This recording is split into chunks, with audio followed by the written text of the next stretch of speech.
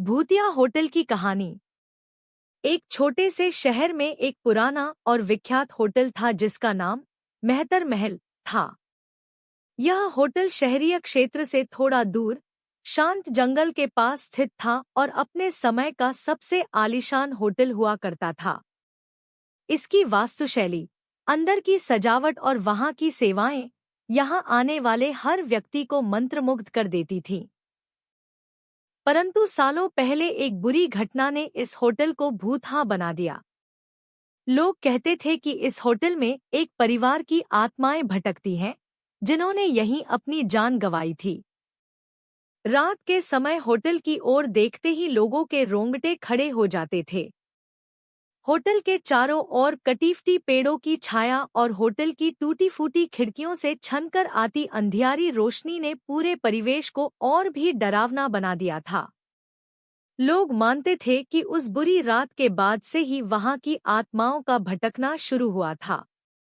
इस भयावहता के कारण शहर के लोग होटल से दूर रहते थे और किसी की भी हिम्मत नहीं होती थी कि वे वहां जाएं।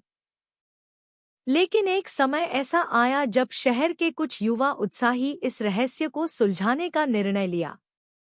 उनके मंडल का नेता था रवि, एक साहसी और होशियार युवक जिसे डर का मतलब नहीं पता था। रवि ने अपने 3 दोस्तों रोहन, सीमा और आरती के साथ इस भूतहा होटल का दौरा करने का फैसला किया। उन्होंने तय किया कि वे उन घटनाओं की सच्चाई जानने के लिए होटल में एक रात बिताएंगे। जैसे ही वे होटल पहुंचे, अंधेरा छा रहा था और हवाओं का शोर सुनाई दे रहा था।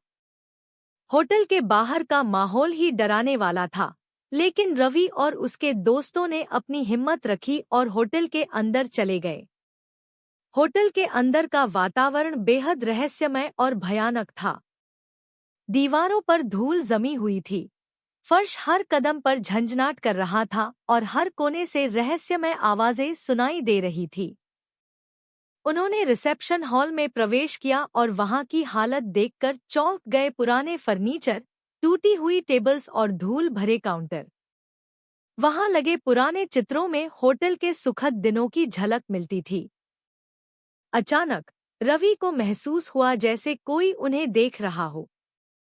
उसने अपने दोस्तों को शांत रहने के लिए कहा और मुख्य हॉल में आगे बढ़ने का सुझाव दिया। मुख्य हॉल में चलते समय उन्होंने देखा कि एक पुरानी लिफ्ट थी, जो बंद हो चुकी थी और लिफ्ट के दरवाजे पर खून के धब्बे थे। दीवारों पर लगे चित्रों में होटल के स्वर्णिम दिनों की यादें ताजा हो रही थी, जब यह जगह जीवन और हंसी खुशी से भरपूर थी। लेकिन अब यह केवल भूतों की कहानियों और डरावनी घटनाओं का केंद्र बन चुका था। अचानक से किसी ने एक ठंडी हवा का झटका महसूस किया और उन्हें एक परछाई दिखी। यह भूत की परछाई थी। भूत की आवाज में डरावनी ध्वनियां थीं। तुम लोग यहाँ क्यों आए हो? यह स्थान शापित है, रवि ने हिम्मत से कहा। हम यहाँ सच्चाई जानने और तुम्हारी आत्माओं को शांति दिलाने आए हैं।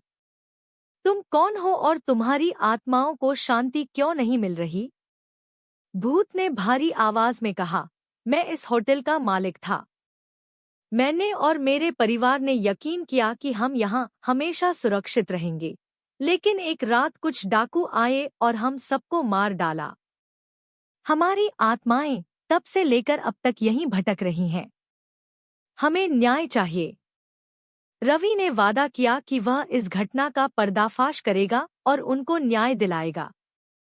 अगले दिन उन चारों दोस्तों ने शहर के लोगों को पूरी सच्चाई बताई और पुलिस को सबूत दिए। पुलिस ने जांच की और डाकुओं को गिरफ्तार कर लिया।